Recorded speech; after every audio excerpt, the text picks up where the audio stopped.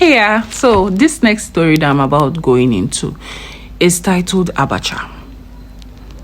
The sender or the owner of this story asked that her name remains anonymous, but as usual, I would have to identify her with a certain name, Philomena. Now, pay attention. If you have questions, feel free to comment, and I would leave you guys to listen to my story.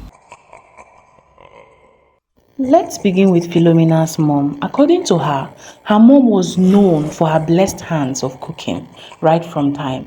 She would be able to prepare large portion of food for ceremonies and wouldn't even need so many people to help her.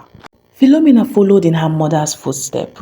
She lost her father at a very tender age, leaving them to cater for themselves.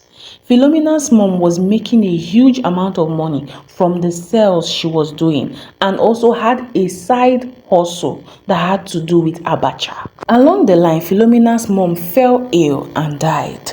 She had no one to run to, and she didn't even want her mom's business to die. She had to take over immediately.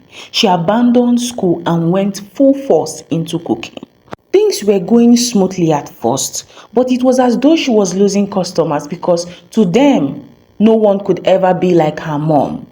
She would cry most times and wish her mom didn't have to die. One night, after she had tucked her two siblings to bed, she came out and stayed by the balcony. Something caught her attention. She looked at a distance and she could see her mom from afar. Now, at that moment, according to her, she said she was clear that her mom was no more. But the person she could see at a distance looked exactly like her mom, and the person kept staring at her.